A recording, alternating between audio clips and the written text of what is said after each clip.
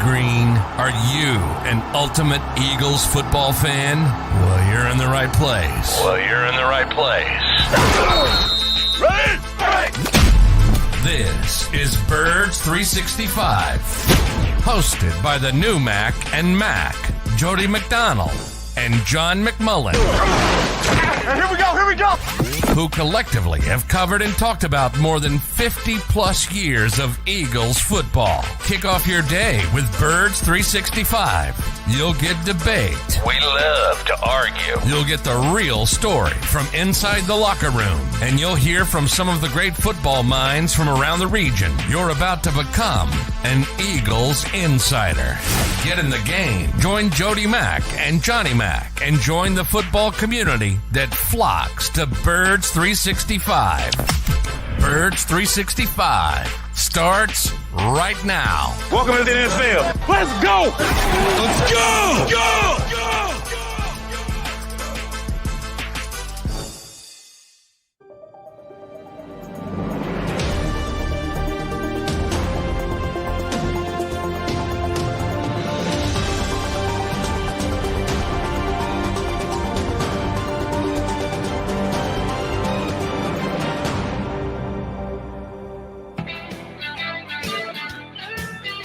Good.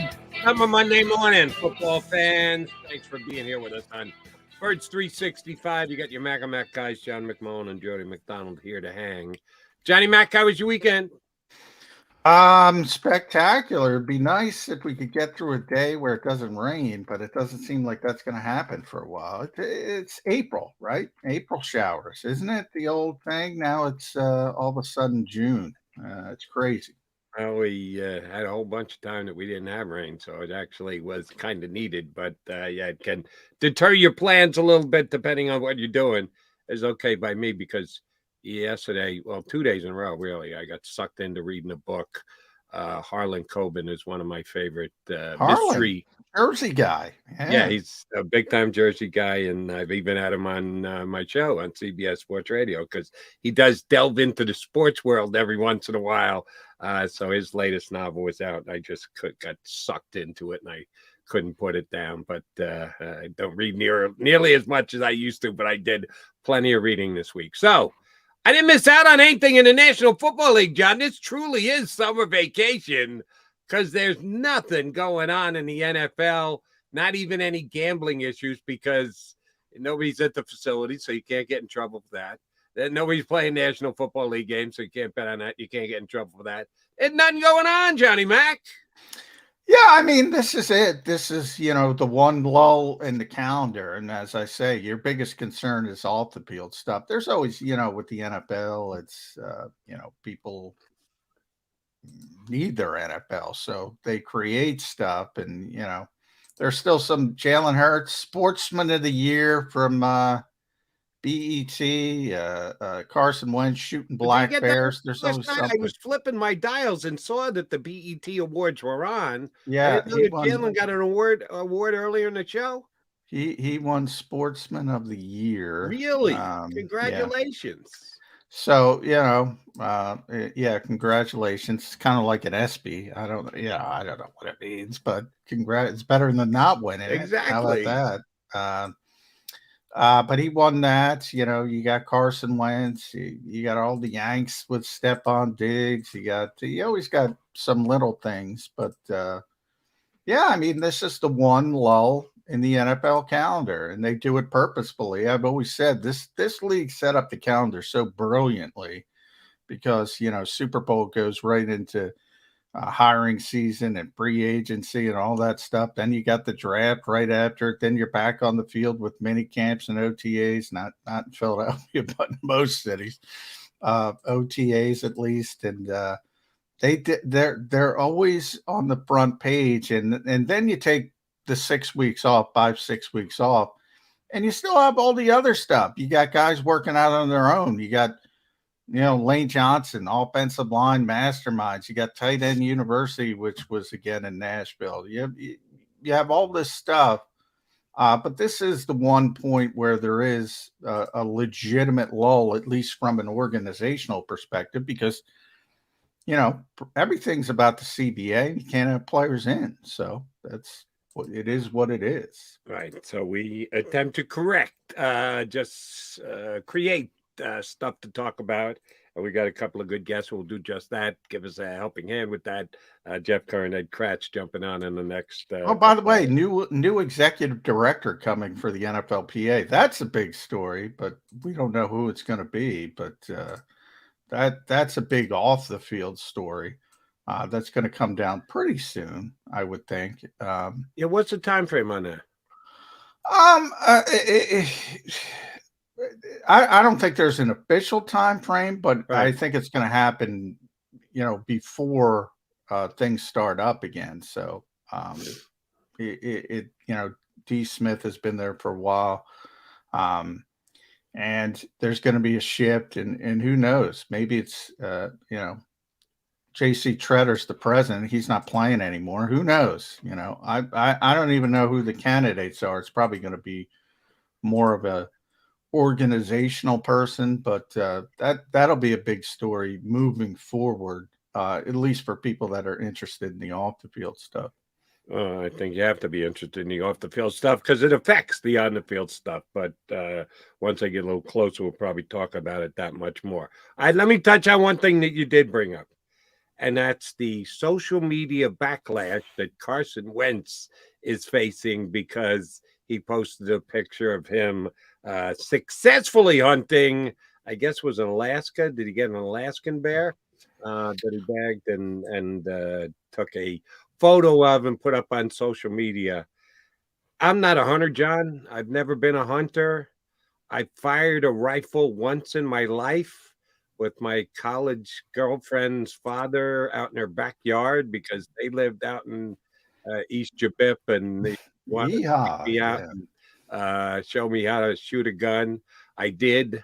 I picked my shoulder up off the ground and said, I'm going back in the house, and I never shot another rifle again. So I'm the wrong guy to talk about this. I've been a city kid my entire life. I understand hunting. I get hunting. I've got a couple of friends that are pretty big devotees of hunting.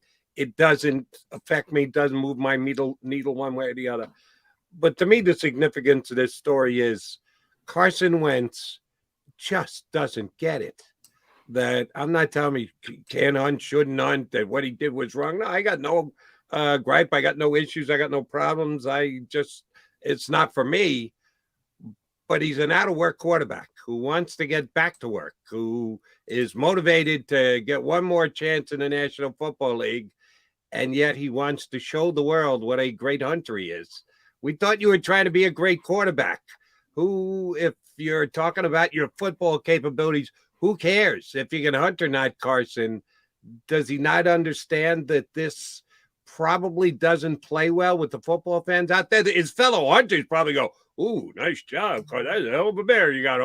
Are you out there to impress your fellow hunters, or is your still number one goal to become an NFL quarterback? And if that's the case, people are going to be saying, why aren't you working on your throwing, Carson? I heard you spent some time with Gruden. You took down Gruden time to go kill a bear.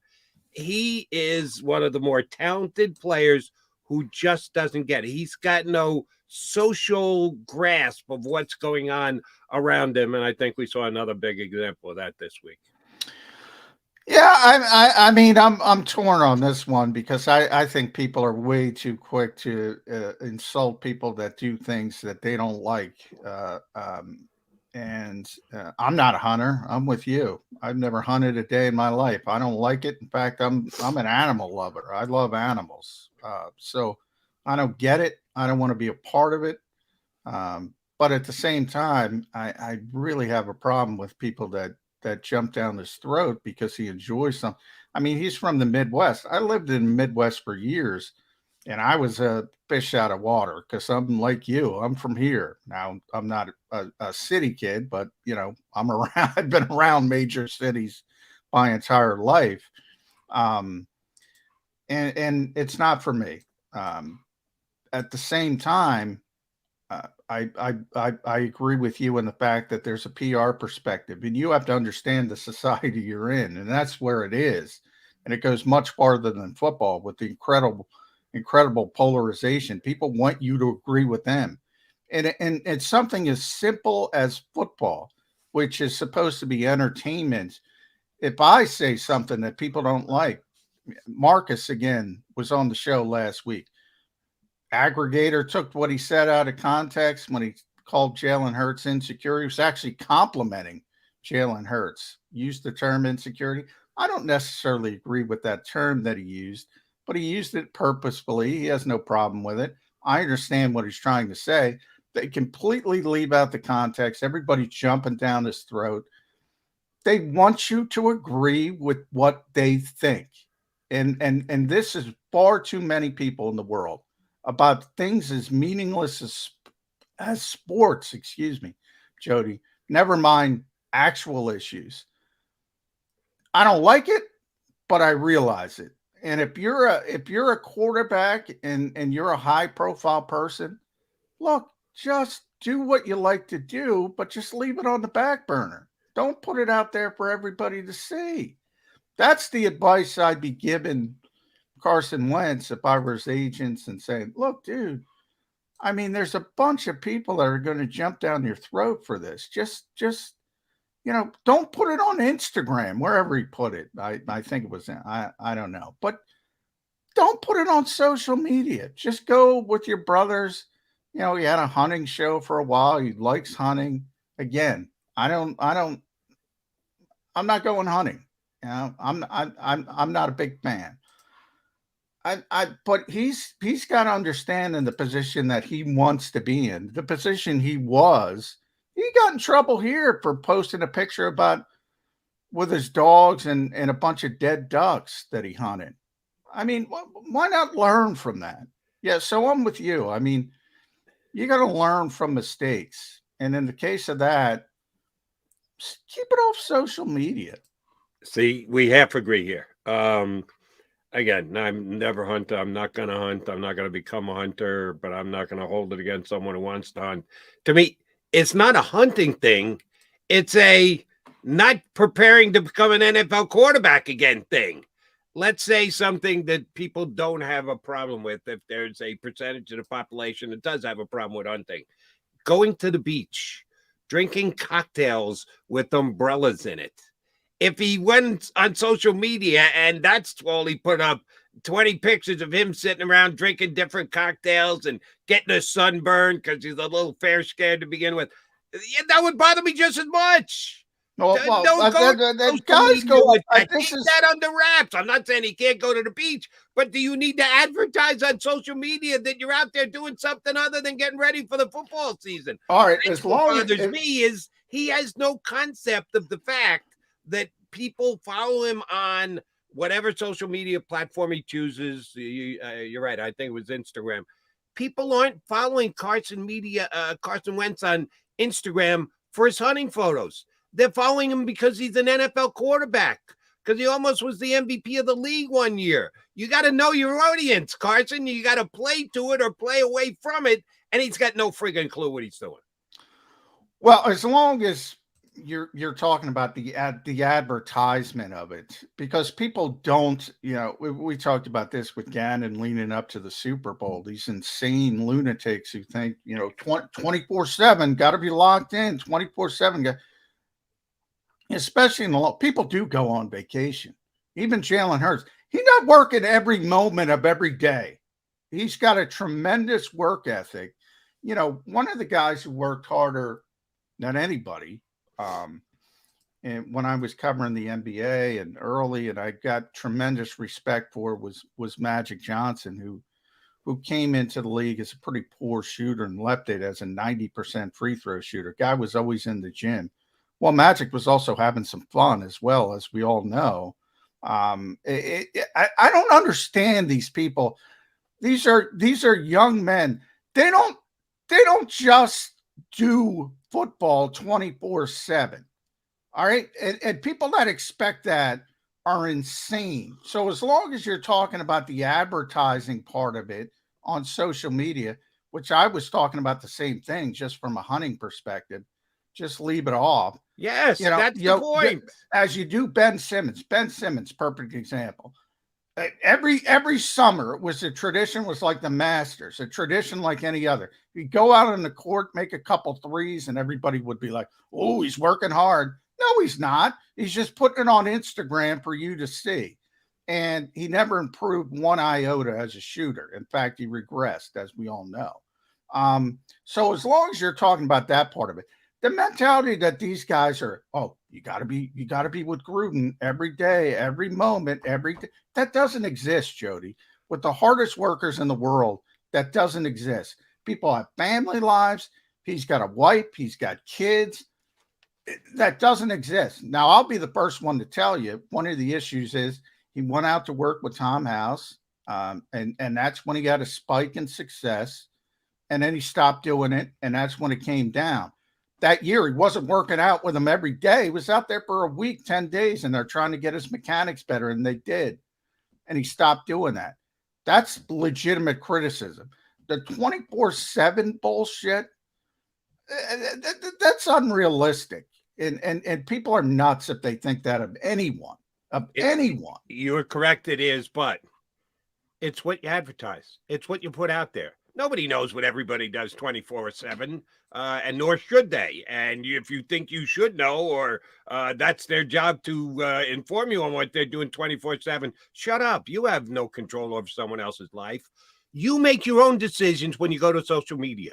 You decide what you're putting out there for the world to see about your life.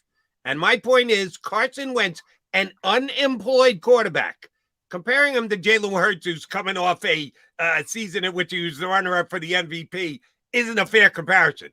Jalen Hurts just signed a $100 million contract. He's set for life. He's going to be good. Carson Wentz is unemployed.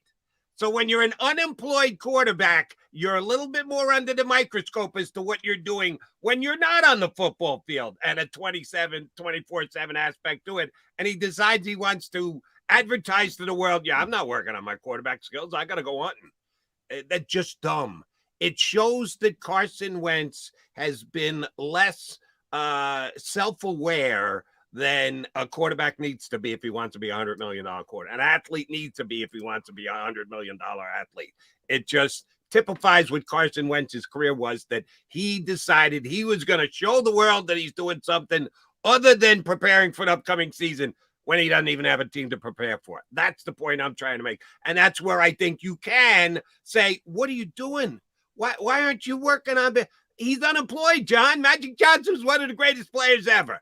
Jalen Hurts had the second. Well, no, I'm not comping them as players. I'm comping the work ethics, the assumption that people work 24/7 on even the greatest, the Michael Jordans of the world. Guess what? Michael gambled a lot. So when he was gambling, he wasn't working on his game, but he worked on his game more than anybody else. That's what I'm comping. That doesn't exist. People make that up in their minds. It does not exist. Now, with social media, I'm the first to say, all these guys, A, get the hell off social media. B, it's a branding thing, and I get, they have marketing groups. First of all, let the professionals do it. Hire somebody to do it. Make sure you're putting positive things out there. That I agree with wholeheartedly. Don't be CJ Gardner-Johnson, tweeting and deleting, doing it yourself, going on Twitch and saying shit and then having to delete it 10 seconds later. If you're going to do it, let the professionals do it. And especially if you're a quarterback, A, stay the hell off it, number one, and B, let your marketing team and all that handle it. That's what Carson Wentz didn't do this weekend, and that's why I think it's fair for any of the pot shots he's taken. You kind of brought this on yourself, Carson, because if you didn't know that there was going to be some feedback, negative feedback because of this, yeah, like John says, get some help. Let a professional do it for you. All right, we've got a professional writer coming up next yet. We've already got one in John McMullen. We've got another one who's going to join us next. Our pal Jeff Kerr from CBSSports.com going to do a Monday drive-by here with us on Birds 365. Do you stream on a Roku, Fire Stick, Google TV, or Apple TV? Now you can watch 6ABC 24/7 with the 6ABC Philadelphia streaming app. And the big story on Action News? Search 6ABC Philadelphia and start streaming today. Go to get your game on. Go for the beers. Go for the cheers. Go for the hit and the hits. Go for the stakes and the stakes. Go to get your parlay on. Go to get your party on. Go for the scene. Go for the screens. Go for the gallery. Go for the win. Go to Ocean. Visit theoceanac.com to plan your visit. The greatest fans on earth. It's a bold statement, but would you expect anything less from Philadelphia? 58 years of heartache creates a toughness, a grit, a resolve not found in most. Sure, our prayers were answered, but now that we've had a taste, we're looking for more. Pondley Hockey, official partner of the Philadelphia Eagles.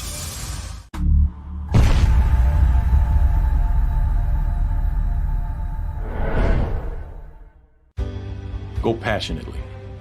Go fearlessly. Go confidently. Go Birds! Go confidently towards your goals with First Trust, Philly's hometown bank for nearly 90 years, and the official bank of the Philadelphia Eagles. We're focused on getting you over the goal line. So go with conviction, go with trust, Go Birds! and go forward with us by your side. First Trust Bank, the official bank of Philadelphia Dreams. Oh, and go Birds. All right, did you know I was the mommy slam dunk champion? Really? Yes, really don't sound so surprised. Let's see it. Oh, you're ready. All right, here we go. Let's hear the crowd. So go to right, go to left, fake them out. Mama, go up, mama! She did it. Again? You can't avoid gravity, but United Healthcare can help you avoid financial surprises by helping you compare costs and doctor quality ratings. United Healthcare. Uh-huh.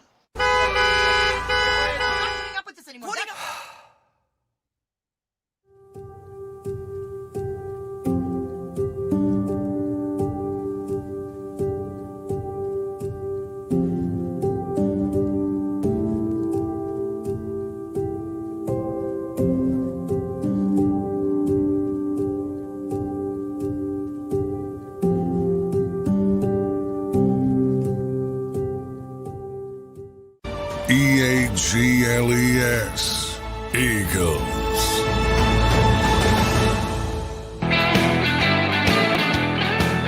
Monday get together here on Birds 365. John McMullen, Jody McDonald, and sure enough, with his red Phillies golf shirt on, it's Jeff Kerr joining us here on CBS Sports Radio. Where do you get that one, Kerr? I got plenty of them, Jody. Yesterday's game, let me just tell you, I was probably one of the most miserable people in that ballpark until the 8th inning. Well, yeah, you're watching Kyle Schwarber hit 180, so it turned. But John, you would have enjoyed me on one of the Phillies. I mentioned how bad Kyle Schwarber is as a baseball player, and I had someone tell me, A, never played baseball before, which is far from the truth, and B, Moneyball dictates Kyle Schwarber is actually a valuable player, and I'm like, get out of here with that. That's okay. Well, I mean, and I always give Theo Epstein tremendous credit because Theo is a legend in that industry for people that don't know, and he should be. 2 curses. He stopped them both. Yeah. I mean, talk about a Hall of Fame executive. That's Theo Epstein. But you know what? He also admitted, guess what? That version, Moneyball, it also made the game less aesthetic. I talk about it all the time in football. Same thing. When you turn everything into a math equation, math, think about when you were in school. Some people love math, the math nerds. Most of us hated it. I still remember my last college math course was one of the greatest days of my life when I finished that stinking thing. I didn't want any part of it. Who knew? It'd be in sports, would be math. He admitted, hey, some of us, the Theo Epstein ilk, have to take, stock in that this game's not as entertaining, and that's partially our fault. So it's sort of an interesting dichotomy. And I bring that up because the NFL is the same way. You know, better athletes, all that stuff is true. Game's not as aesthetic. Game's not as pretty because it's become boiled down +1, right? It's +1 on offense, +1 on defense. When we talk about Jalen Hurts, RPO, +1, defense, Vic Fangio scheme, +1 on defense, back end of the defense. It's not as pretty. It's not as pretty as Bill Walsh. Not as pretty as old school baseball when you're stealing bases and getting people over, hit and run. Not as pretty. I'm just throwing it out there. Guys. But when you bring the NFL into it, John, weren't you one of those who said they should keep the tush push in place? Talk about non-aesthetic. That might be like the most boring play in the National Football. Well, I said the Eagles should be arguing for it to be outlawed because I think they're going to be successful anyway because of the quarterback. And I think other teams are going to copycat it. And so it's a little counterintuitive. But yeah, it's ugly. I mean, Peter King brought that up. He said, just from the aesthetic standpoint, you should ban it. I think you should ban the bubble screen. It's the ugliest play in the world till it works. But you got, like, you do it 7 times. It's ugly, ugly, ugly, ugly, ugly. And then bang, you hit one, and it's exciting. But overall, it's an ugly play. Let's be honest. It's a give and take. Look, teams, and I don't blame Theo Epstein. I don't blame Billy Bean. I don't blame Howie Roseman. I don't blame executives because their job is to win games. That's it. If you find a cheat code, your job is to win games. For leagues, their job is to make it entertaining for everybody. And if they see something that is ugly, like going back to baseball, I've advocated easiest fix in the world, ban the shit. Ban it. 2 guys on both sides of second base. Ban it. Easiest fix in the world. And they did it. They finally did it. It took them forever. That's just one thing, but to me, it took way too long. It's a league's, their goal is different. Their goal is to make it entertaining for the fans. And I think every single major league, and I don't know about hockey, so I can't talk about hockey. NFL, NBA, Major League Baseball, less aesthetic than it used to be.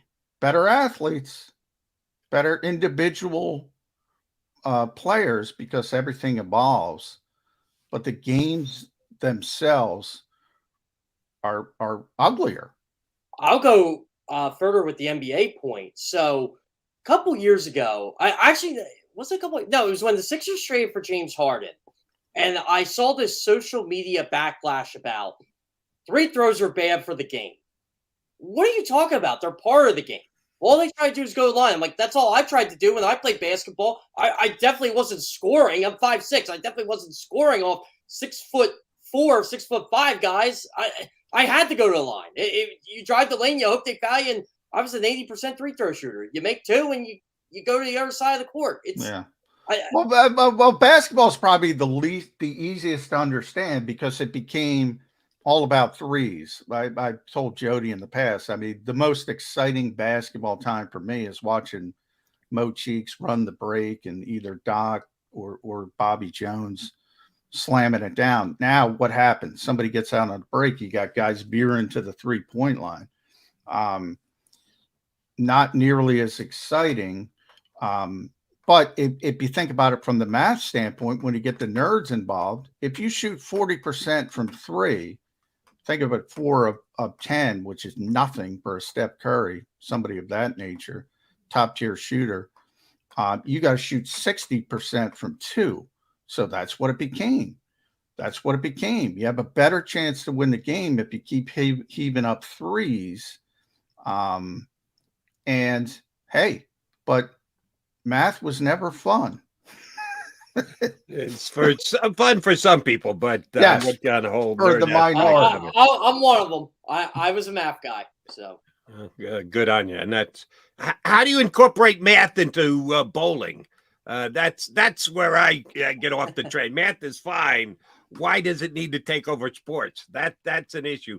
Do you have any math algorithms that help you throw strikes, Jeff Kerr? Well, so what a lot of bowlers do now is there's an app. It's called PinPal, and they do the math for you, and it calculates your strike percentage, your spare conversion rate, and overall, it just kind of helps your game. Like, so good bowlers, they probably strike about 60% of the time. I'm about 55 to 57.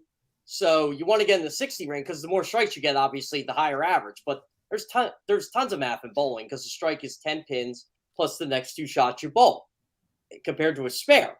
So, if you get a spare and then a strike, you're getting 20.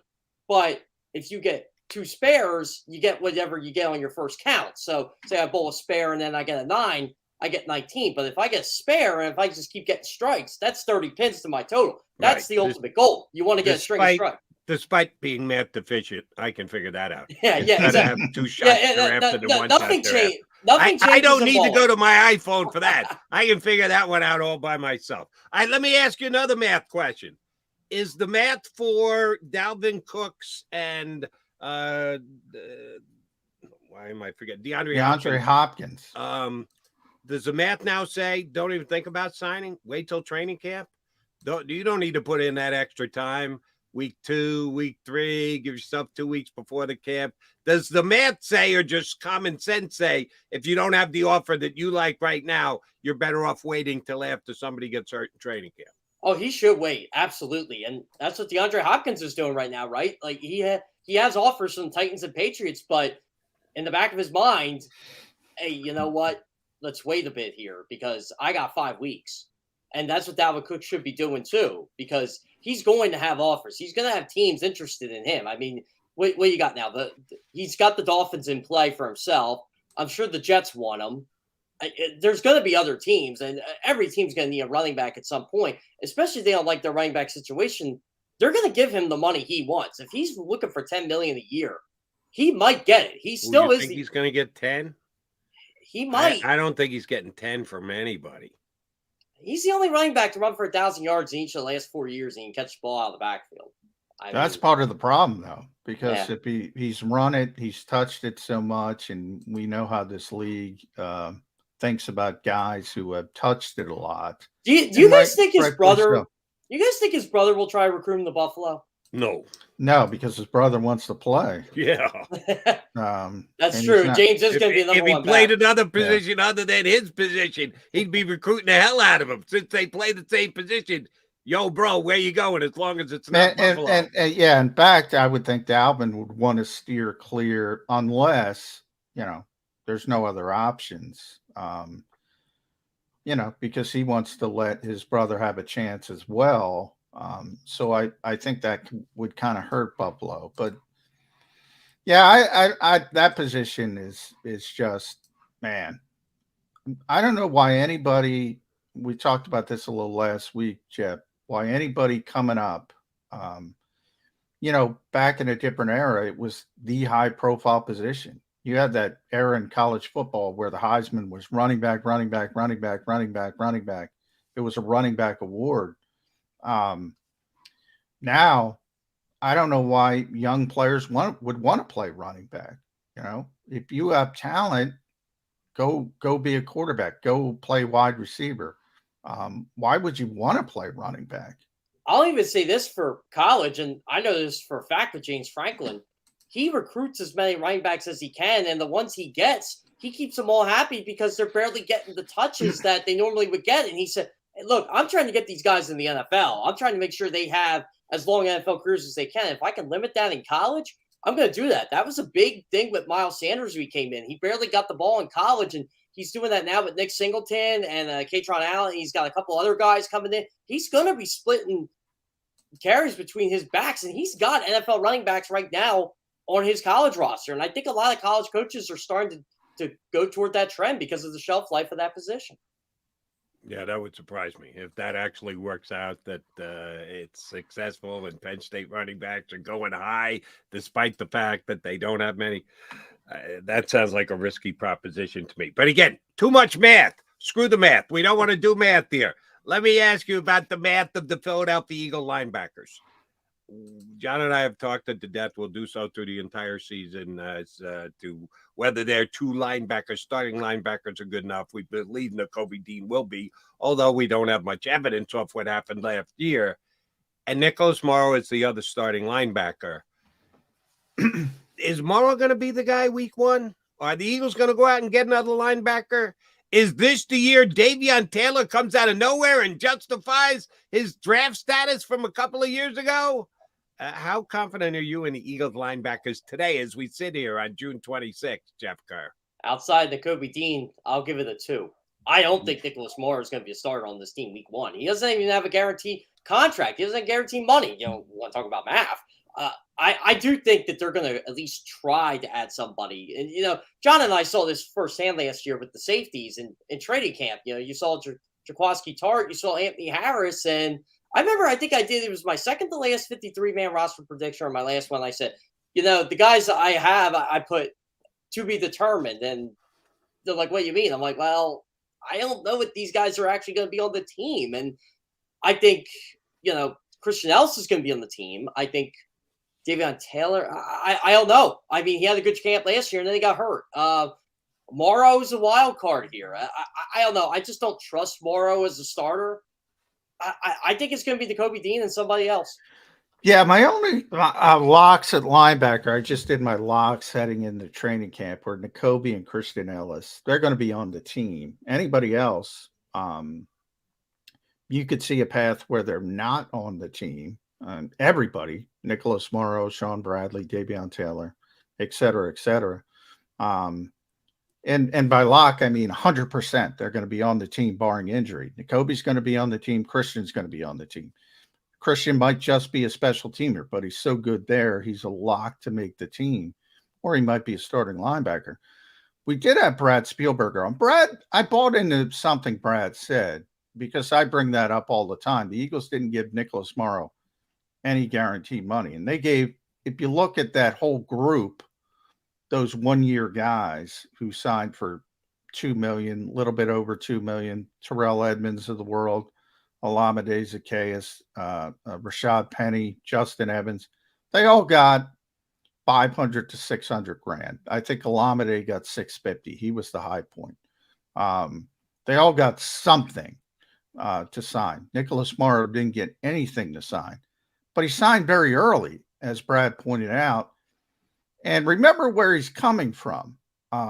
Chicago, worst team in football. Worst defense in football, worst defensive line in football. And he had a pretty good season. He was a pretty good player on a bad team. And from his perspective, you know, he probably could have waited and gotten a Terrell Edmonds deal from somebody else. But, you know, he gets to play on behind the best defensive line in football. You go from the worst to the best if you perform, and then you're right back on the market and maybe you get a better deal. I bought into that partially. I could only buy into it partially because, well, 650 grand guaranteed is essentially nothing as well. So either way, this isn't a great player. But on the Eagles, and DJ Elliott said this, Jeff, he said, we asked him what the main thing is about being a good linebacker, and he said tackling. And I don't know if that's his thought or the Eagles' thought. And he's not really that good of a tackler either. Well, he led Chicago in tackles. He's not a traditional downhill, you know, he's a safety. He's a safety turned linebacker. But he wraps up well. And I think that's all the Eagles want.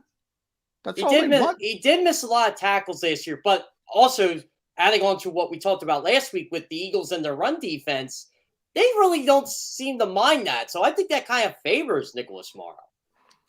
Yeah, well, yeah.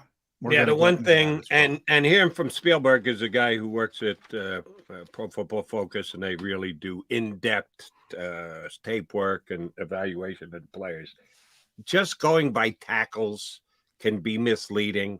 Because if you're a linebacker and you make a tackle 9 yards downfield, guess what? That's a tackle. It's not friggin' good because you're 9 yards downfield. Now, if you're a linebacker who's making a tackle and the ball carrier's only picking up 2 yards, it's the same thing on a piece of paper. Speaking of math, it shows up 1 tackle for a player. Yeah, a little bit better making it 2 yards past the line of scrimmage than 9 yards past the line of scrimmage. So a lot more goes into it, and that's why I think Nicholas Morrow is not guaranteed anything. It wasn't like he was making plays behind the line of scrimmage all that often last year. All right, Jeff Kerr, this will get some Eagle fans' blood pumping. We are but a month away from the opening of training camp. And then John McMullen and or Jeff Kerr will have a chance to go down and watch Eagles practice for limited amount of times, some longer than others, some limited. And the Philadelphia Eagle fans, except for a handful that are allowed in as special guest invitations, will see diddly, except for a couple of practice. Is it one practice this year at the stadium, John? One, yeah. One practice at the stadium where there will be mass attendance. I just saw an article about the Ravens that they're going to have 18 open practices this preseason. The Eagles are having one. Understood. They've moved into the NovaCare complex and not going back. It's not going to be on a college campus. But are the Eagles shortchanging their fan base? The passion for this football team in this town is off the charts. If it wasn't, there wouldn't be a Birds 365 that all three of us would be on right here, right now. Are the Eagles doing the Eagle fan base justice by keeping their practices and attendance as limited as they do? I'll just say this, growing up as an Eagles fan, one of the reasons I became an Eagles fan, they were not good when I really started getting into football. Now, I remember the 95 team well and them going to the playoffs in the 96 team, but when they went to Lehigh, I would go to at least 4 or 5 training camp practices a year. My dad would take me, and that's what got me into it. And that's how I knew Bobby Hoying wasn't good. Or, George Hageman pushing the sled, stuff like that. It's that those bad Eagles teams, they weren't enough to convince you, especially like, a 9-10-year-old kid. But going to camp and seeing those guys, meeting Bobby Taylor, meeting Brian Dawkins, yeah, that got you into it. And you got to see those guys grow up and get to be a really good team, seeing Donovan McNabb as in a rookie year, all that stuff, fans coming out. It was part of the fun of training camp, and that's gone. That's been gone for a decade now. Basically, the only reason I feel at least a younger generation of Eagles fans is because they win all the stinking time. They win all the time, but you don't get a chance to meet, Jalen Hurts. You don't get that opportunity now. It was basically walk up to a player, or they'd be in the autograph tent. You just waited in line for 20 minutes. Oh, here, Jalen Hurts. Here,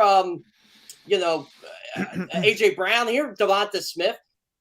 Here's a helmet, sign it. Here's a football, sign it. You don't get that opportunity anymore unless it's special invitation only. And everybody goes, oh, this open training camp practice at the link is great. Personally, as someone who went to Lehigh all those years, it's terrible. Oh, yeah. I mean, you can, for people that have been around for a while, training camp was the one point of the year where you could get up close to the players. And this is every NFL team. And that's changed. Everything's changed here. Part of it is they don't have a good facility. I mean, they don't. They need a new facility.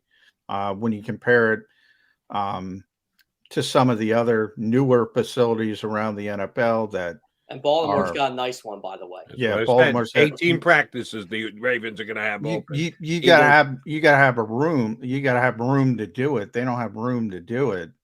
Number one, but they take advantage of that. It's not because we would do it. No, they like it. They like to limit. They like to limit us. They like to limit fans.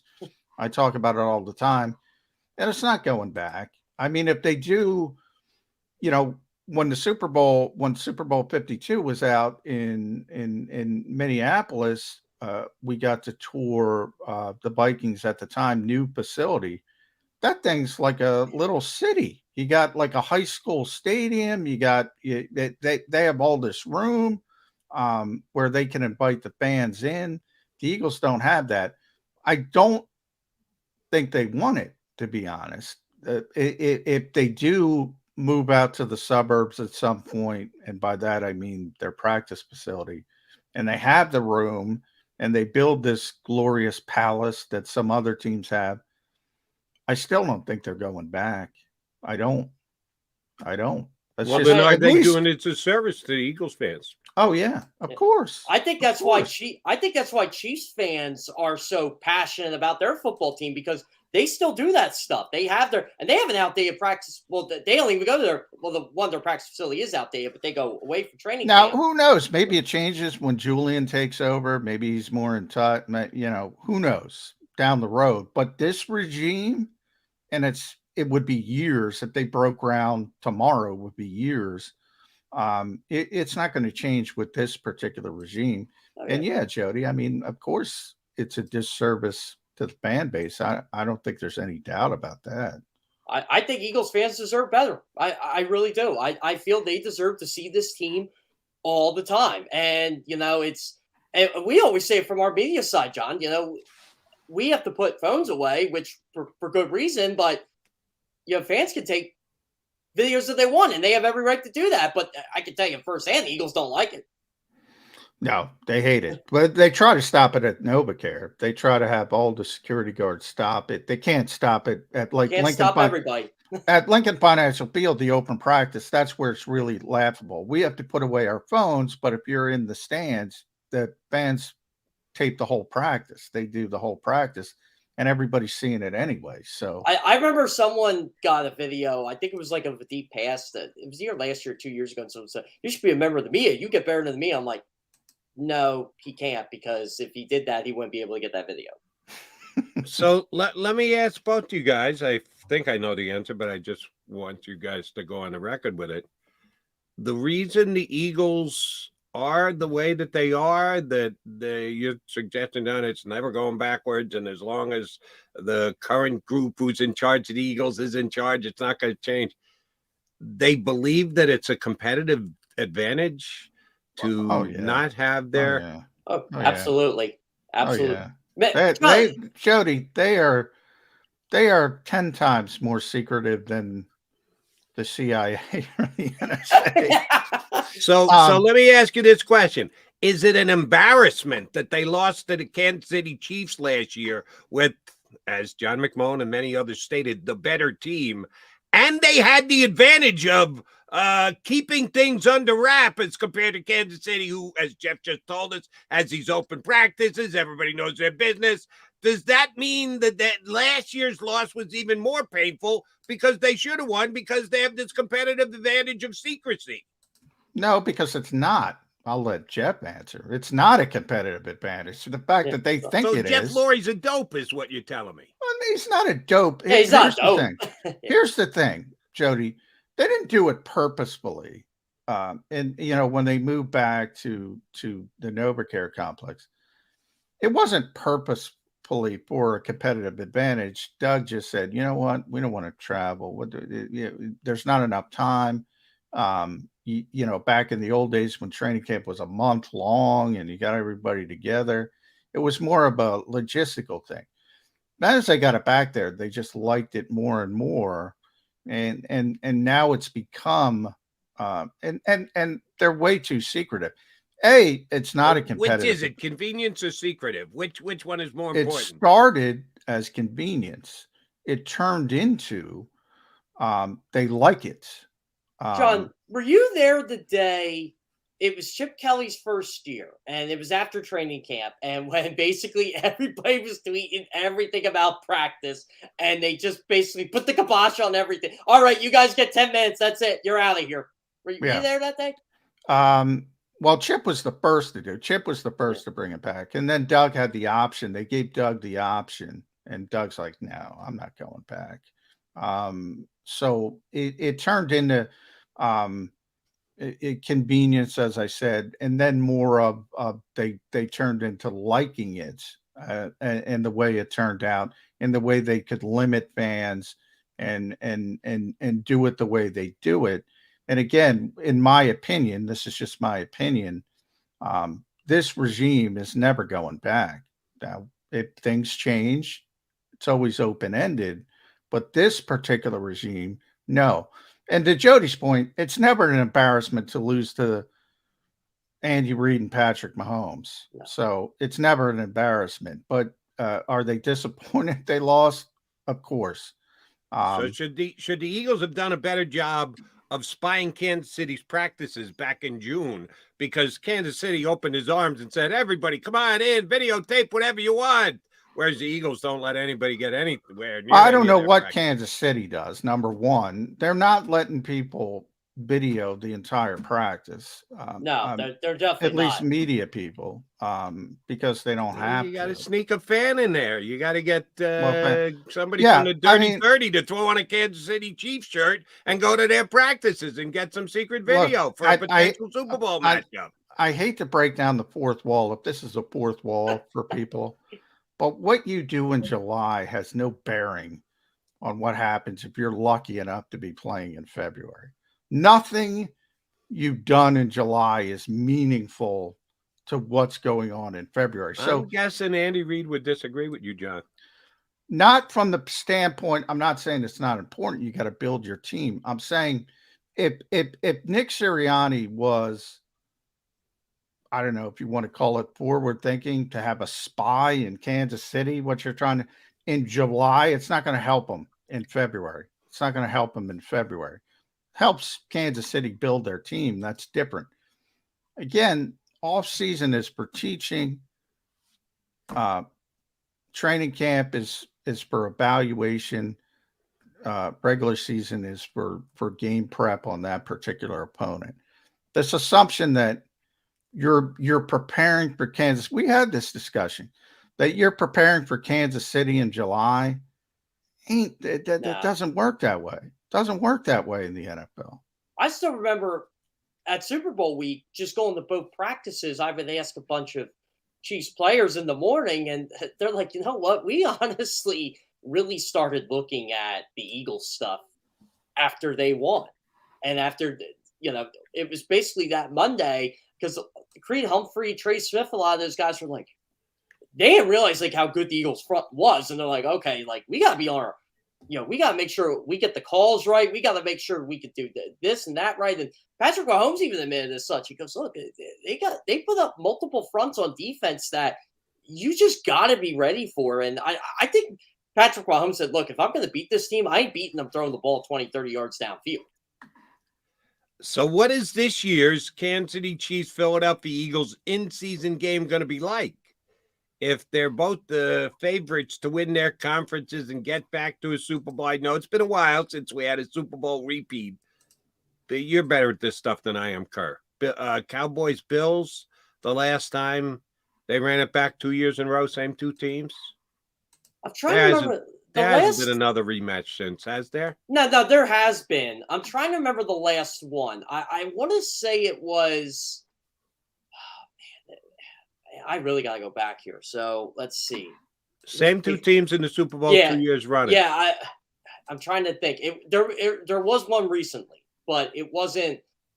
It definitely wasn't Eagles. It might have been Patriots Falcons. I think that was. No, Falcons weren't in the Super Bowl 2 years. No, Falcons. Yeah, Falcons. Everything runs together, but I think that's the last. The hype of this game is going to be insane for a Week 11 game, just because of the Super Bowl that both these teams just played, and you got two of the game's best quarterbacks, and the Eagles and Chiefs are more than likely going to be near the top of their conference, if not at the top of their conference in Week 11. Yeah, and that's really the only, regular season games. And again, I always say, from a standpoint of you want to beat a good team, you want to send a message, it's a big deal. And you might need it to be the number one seed, which is a bigger deal because that's the goal.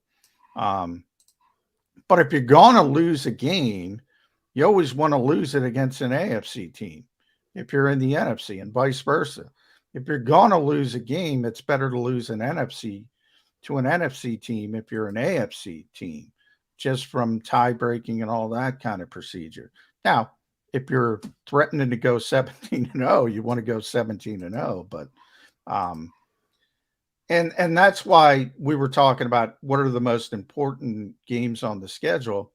I can't put Kansas City in that category because they're an AFC team, other than maybe from a bragging rights standpoint, revenge standpoint, all intangible stuff.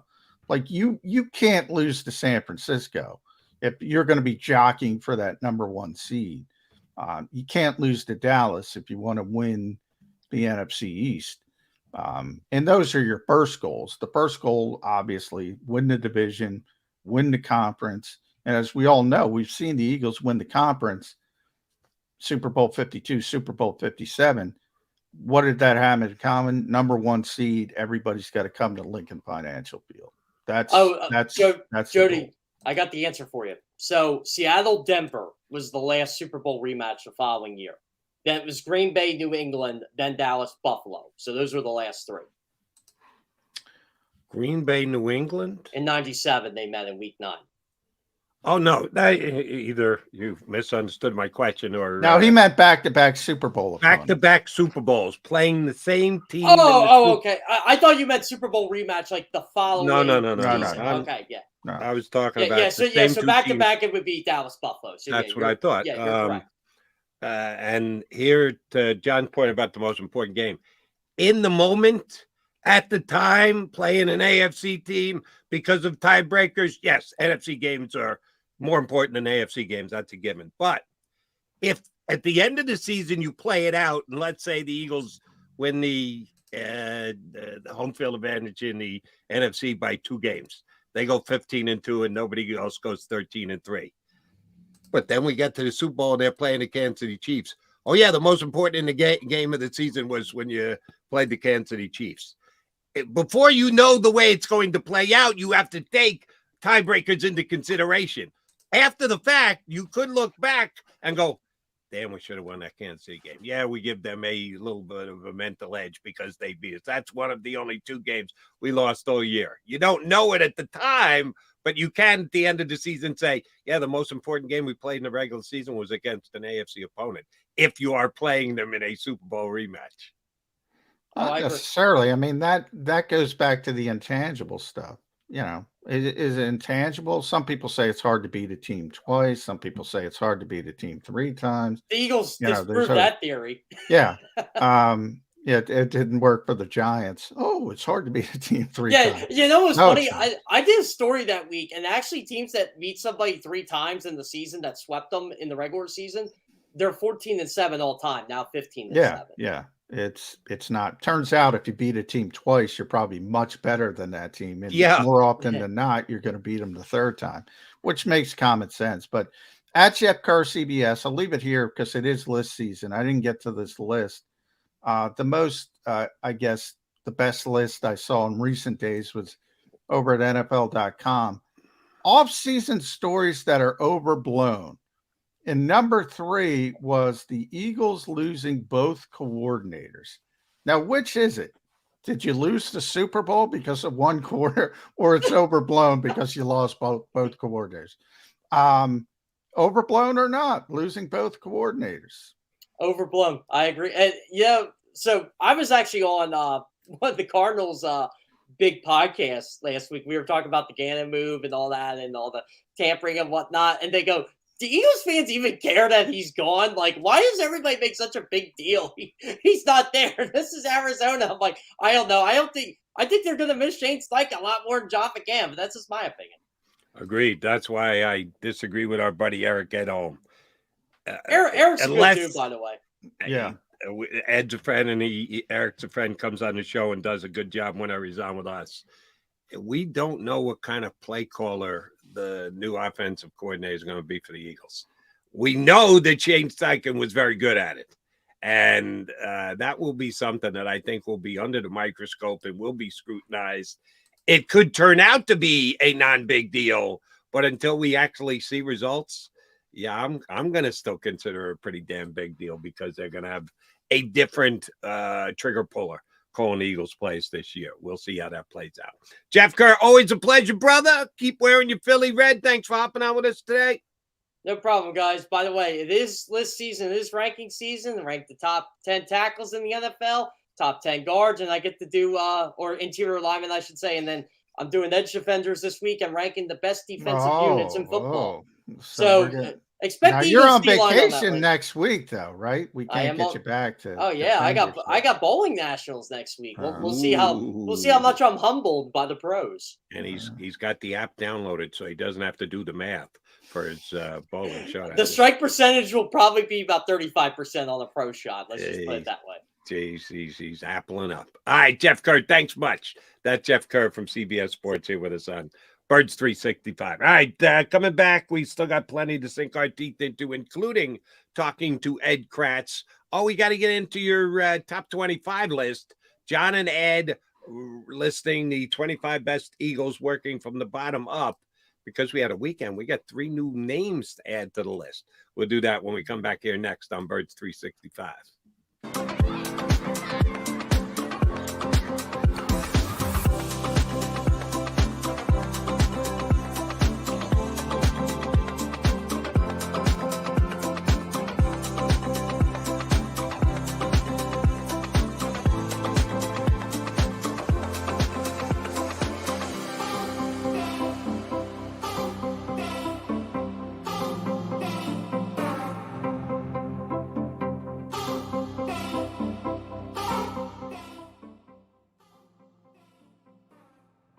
Heading down the shore, have a ball once more.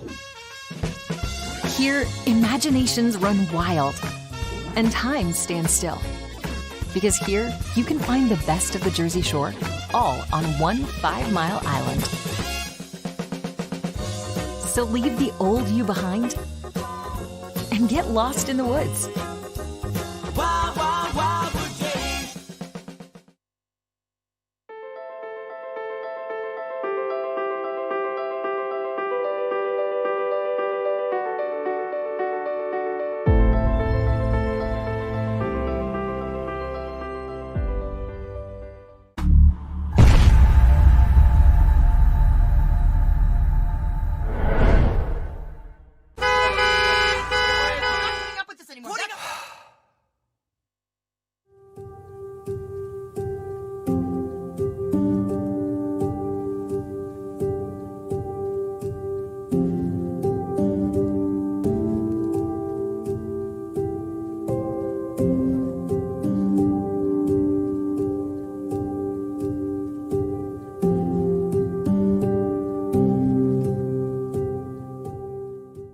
Score and save in southeastern PA and Delaware with Colony Pools this football season, and let the experts close your pool with a custom Merlin safety cover in green for the birds. And if you join our Winter Watch team, we'll give you another 20% off, and Colony Pools will handle it all.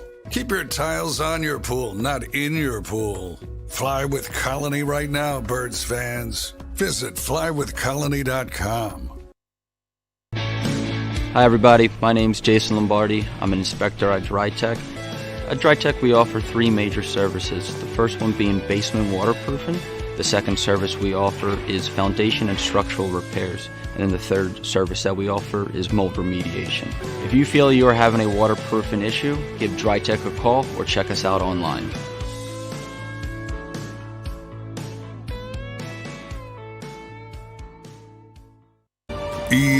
EAGLES, Eagles.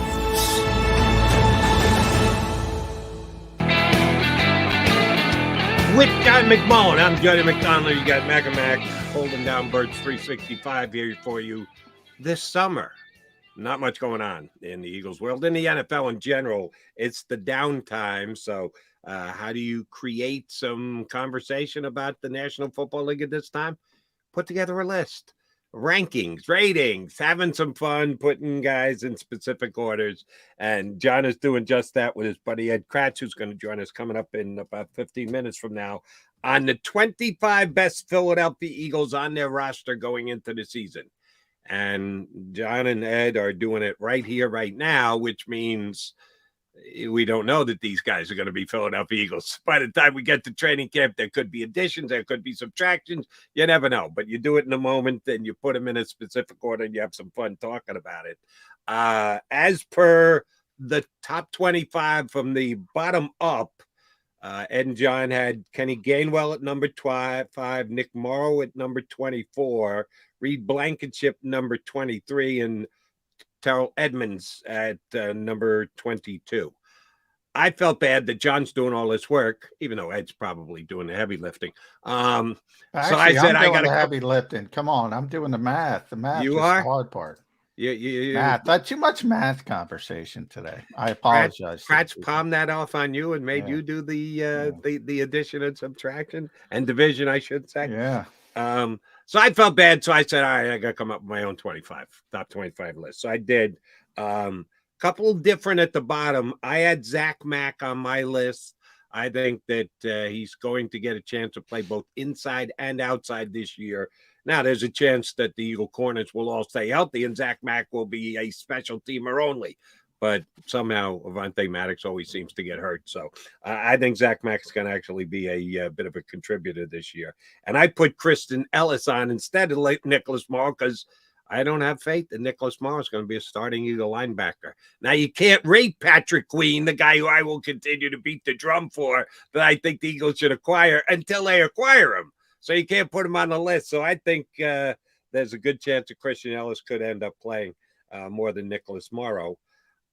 Funny that I had the same exact two guys that John and Ed had, just in different order. I put Terrell Edmonds at 23 and Reed Blankenship at 22. John and Ed had Blankenship at 23 and the other starting safety, if he ends up being a starting safety, which I think he will, Terrell Edmonds at 22. So we agreed that the safety slotted in there just in reverse order. All right, John, at number 21 on your list, and we're 3 deep today because the weekend included. You guys are coming out with a new guy every single day. 21 on your list is who? Jake Elliott, baby. Kickers count. 21, Jake Elliott. You know, I always say everything's about definitions, right? So this list is about the best players on the Eagles, and that means, to me, it means the best at their particular jobs, and kickers count. And to be honest, he might be, you know, even I have a little bit of a kicker conundrum when you're talking about best football players, but you could argue he should be higher on the list. But he certainly deserves to be on the list. Been incredibly consistent. Was a 5th round pick of Cincinnati for people who forgot back in 2017. Lost out to Randy Bullock at the time. Big mistake, Cincinnati. Came here. A lot of people argue Caleb Sturgis got hurt, for those who don't remember, and Jake Elliott took over, never gave the job back.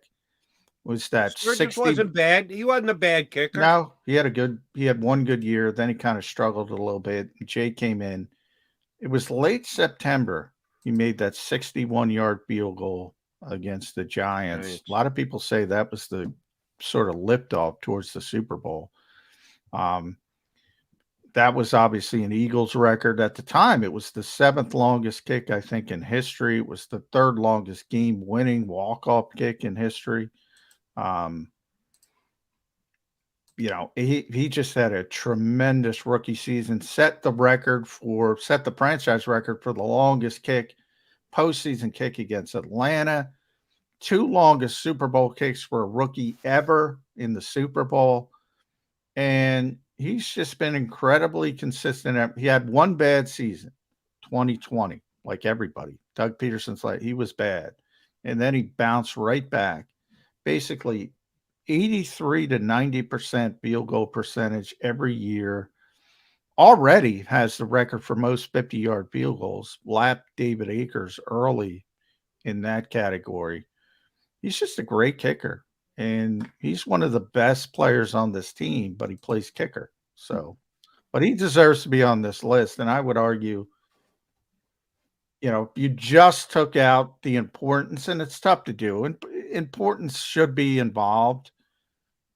It's hard, and especially for this Eagles team, because they want to go for it all the time, even with a good kicker. But to have a consistent kicker when you have to kick it, it's really important, and he's been lights out. He's been really, really good. Now, I'm pretty sure you and I, and Ed, as a matter of fact, look at it the same way in trying to put this list together. It's the importance of the player and how good he is as compared to his other teammates, and how good he is compared to the other players in the league that play his position. So it's a combination of those two things. Where does he fit as an Eagle? Where does he fit as a kicker? Jake Elliott fits pretty high on both of those lists. So he's going to be on my list, slightly higher than where you guys had him, but he's definitely on my list. All right, who do you have at number 20 if Jake Elliott's number 21? Well, on here, I'm going to contradict myself because it becomes complete projection here, almost complete projection. And Nakobe Dean came in at number 20. Now, on my personal list, I had Jake one spot ahead of Nakobe for that reason. But Ed kind of bumped him up a little bit. I think, the hope is that the Georgia Nakobe Dean comes in to Philadelphia. He certainly showed the instincts that we all have been told about in a very limited time frame when he played in this 34 snaps last season. But yeah, that one's a little bit projection. But I do think he's going to be a very good player. And he comes, and for the Eagles' sake, he better become a very good player. I think when we're talking about this list next year, he's going to be much higher than number 20. So bit of a projection, but Nakobe comes in at number 20. I think you got to do that. If you're not doing projection, then you're going to be right, having a list that's at the end of the year, you're going to go, whoa, how do we have this guy this high? How do we have this guy that low? He played much better. It's a balancing act. You got to balance against what they already have achieved and what you think they're going to achieve for the upcoming season. Yeah, there's a pretty good projection on Nakobe Dean, and not surprising, my projection is higher than the combination of yours and Ed's. He's on my list. I haven't gotten there just yet. All right, and who do you have at number 19, Johnny Mac? Georgia, number 19 is Jordan Davis. We've talked about him a lot on this show. I think there's a lot of a weird sort of assumption that he didn't play well last season. The biggest issue with Jordan Davis was not that he didn't play well. The conditioning issues that we all worried about came into play. Then the injury came into play, the high ankle sprain. Then they brought in Linval Joseph, and the Eagles were in Super Bowl or bust mode when Linval came in, and they just defaulted to the veteran player. And when Jordan came back, he wasn't 100%, but he got better and better, got healthier and healthier. And when he was on the field, he played well for his job. I think PFF had him 27 of 120 something. Solid. Didn't play a lot. And there's a couple reasons, and he talked about this to Jordan Davis's credit. That's the one thing about Georgia. I saw Brian Baldinger talking about this. I don't know if it's this strict, but I'll just say what Baldy said. He said at Georgia, and I didn't watch every game, so I don't know if this is the case, but it's close. All their defensive linemen never played more than 4 consecutive snaps at one time.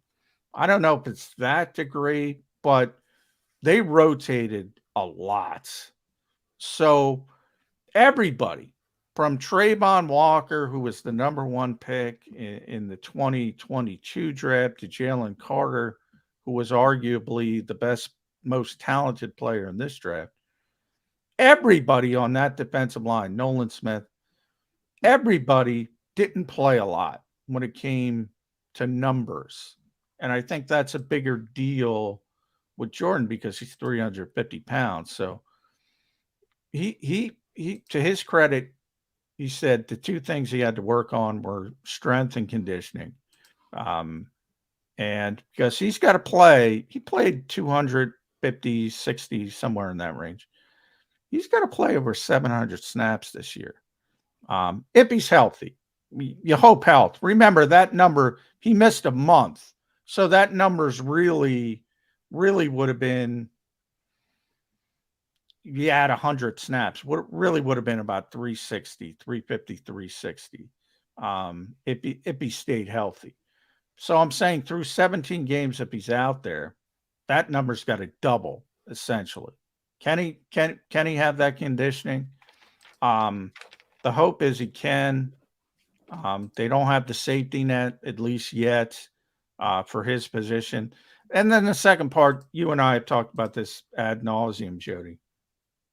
People have to understand his role.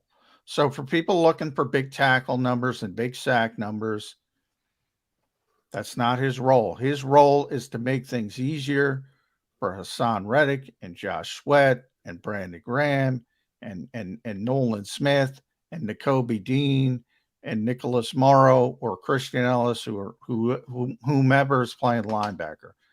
That's his role, and he does it effectively. He's another guy who should be higher on next year's list. I think you're a little optimistic on the number of snaps he's going to play this year, because if I'm a betting guy, at some point Jordan Davis is going to get hurt again.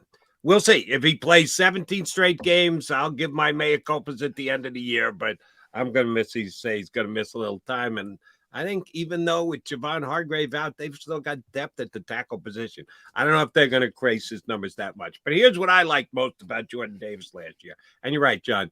Your own way of evaluating and trusting Pro Football Focus and the like. Jordan Davis comes in, plays well early. Eagles are stout against the run. Get him off the field. Keep his participation limited to first down. Things were going well till he got hurt. Then came back and had to build up his stamina, get his conditioning up. End of the year, when, he had basically lost snaps to a veteran, Linval Joseph came in to replace him while he was hurt. I think he played much more motivated. I think he took a challenge and played better at the end of the year because, oh, shoot, I got hurt. And all of a sudden, I wasn't playing all that much to begin with. Now I'm even playing less. I better make plays while I'm out there. That buoyed me. So that's why I, like you, have Jordan Davis in the exact same spot, number 19. You had Jake Elliott at 21. I've got him at 20. I've got him slightly higher. The guy I had at 21, and you guys haven't run him down yet, you're going to have to stay tuned to find out if he is in the top 18 for John and Ed. I think Milton Williams is going to be a factor. That's one of the reasons why I don't know that Jordan Davis is going to make that 700 and change snap mark that you think. Milton kind of had a major step-up year last year. This is his contract year. I think the coaching staff likes him a great deal. I like the fact that he can go both inside and outside. The Eagles don't really need him as much outside because they've got enough pass rushing edge guys. But kind of like Brandon Graham, he can go both inside and outside, best inside more so than outside. But the flexibility adds to what he can deliver for this team. I got Milton Williams on my list. I got him at number 21. Well, I can give you, he is on our list. Milton's going to be on the list. So you got Milton even higher than I do. Yeah, I like Milton. Milton's a very good player, but I will say this. If Milton's taking snaps away from Jordan Davis, things are not going well. Things are not going how they're projected to be. They play two completely different positions. That's one of my issues and why Jordan Davis is so important. And you saw it with Javon Hargrave, year one of the Jonathan Gannon defense versus year two.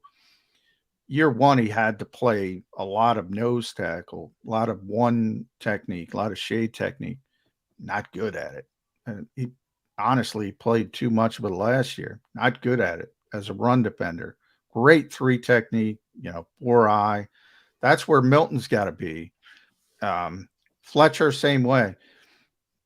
That's the problem. As deep as they are at defensive tackle, Fletcher Cox, Milton Williams, if you want to go down, even if you want to go down to Contavious Street, who's an NFL level player, and they signed him to be depth, and you don't necessarily need it. And Jalen Carter, obviously, most notably, they all can't do what Jordan does. They're all different players. They're all Jalen's probably the best equipped. Jalen could probably do anything, but and if forced, they would probably put Jalen. But they want Noah Ellis or somebody of that nature to be the backup. And that's why where people always brought up, well, they brought in Linval Joseph and Ndamukong Suh when Jordan got hurt. I never say Ndamukong Suh because Ndamukong Suh wasn't playing Jordan's position. Yeah, he's not playing his position either. Linval was. He plays a different position than those guys. Jalen Carter could persevere, so I'm not as concerned, and he'll probably do it better than Javon did. But they're two completely different positions. They really are. So then let me ask you this question, and we're going to punch up Ed Kratz, the other compiler of the list that John and Ed have going on SportsIllustrated.com. What's the chance that they reach out to Linval Joseph come mid-September, October, November? Linval's doesn't want to show up for camp, wants to come in at some point. He'll keep himself in shape. You just check on him and make sure he's doing that. But if they're that position specific, the attributes necessary to play that position of the concept that the Eagles play on their defensive line, any chance that even though they have as many quote unquote defensive tackles as they do they want to reach out? Well, Marlon too. I should have brought up Marlon. Marlon's a guy, for all the talk about they brought in Linval because Jordan got hurt. Yes, but also Marlon got hurt as well. And that factored into it. So Marlon Tui Pelotu is a part of it as well. Noah Ellis. If Noah craps the bed, he's not a good player, which is, we haven't seen him. He tore his Achilles last year. He's back. He was at practice for the first time at that second OTA. If Marlon's not healthy coming from a PCL injury, Linval's on speed dial. But those are the guys that have to play nose tackle on the 50 front. You don't want, if you got Milt Williams playing that, something's gone drastically wrong. How many, if you know off the top of your head, and Eddie will get to you, we promise, percentage of snaps they played that 50 front last year? I don't have, I can I'm just asking you to give me off the top of your head. It's probably 30%, somewhere in that range. So it's not an insignificant number, but it's not 50% either. No, it's a first and second down. It is kind of specialized. And that's the argument with Jordan Davis. Look, people are going to say to be the number 13 overall pick, you can't be a 2-down player. We hear that all the time. You have to be a 3-down player. I hear it. I understand why people say that. But, from the argument, I've heard some really smart people, Paul Domowitch being one. I think Ed Kratz is smarter than me, that he could be this great pass rusher. But if you're the Philadelphia Eagles, and I've heard Damo specifically say, kick him outside because he's so athletic. He's so raw. And you want to take away reps from who? Reddick, Sweat, Graham, Smith, legitimate edge rushers for a raw guy because he's a great athlete? Doesn't make any sense to me.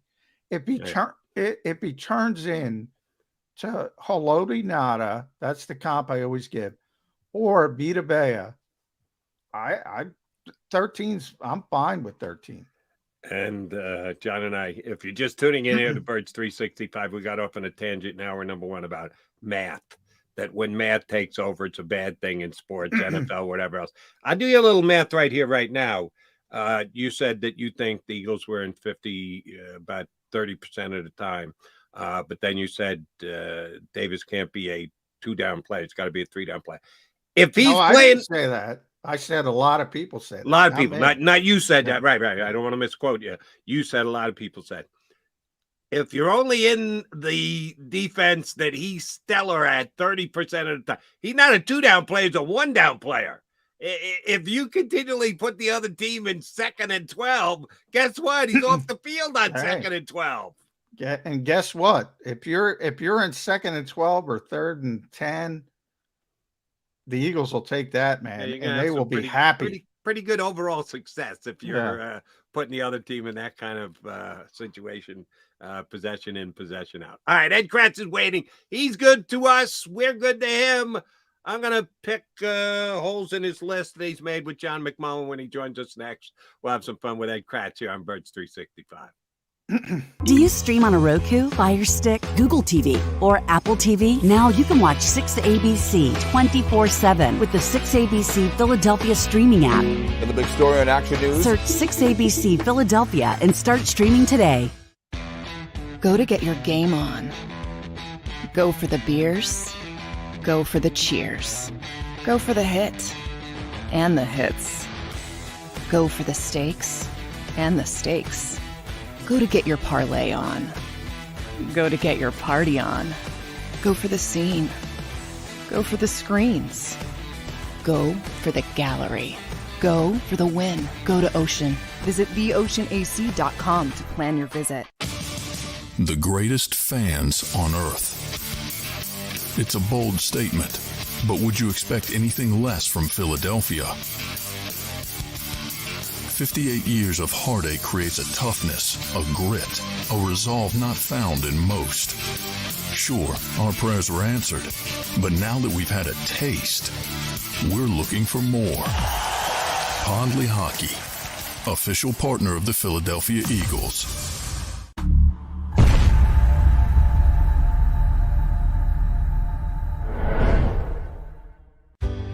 Go passionately.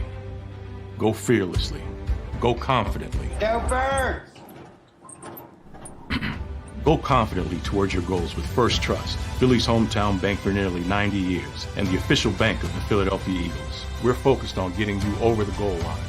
So go with conviction. Go with trust. Go Birds! And go forward with us by your side. First Trust Bank, the official bank of Philadelphia dreams. Oh, and go Birds. All right, did you know I was the mommy slam dunk champion? Really? Yes, really don't sound so surprised. Let's see it. Oh, you're ready. All right, here we go. Let's hear the crowd. So go to right, I go to left, fake 'em out. Mama, go up, up, up.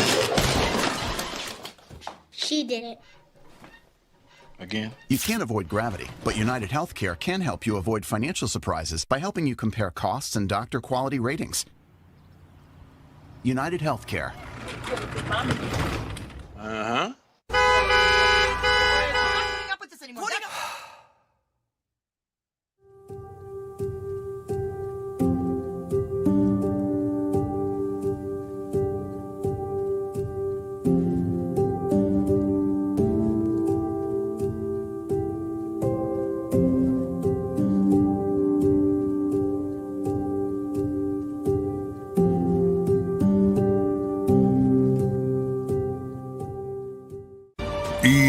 EAGLES, Eagles.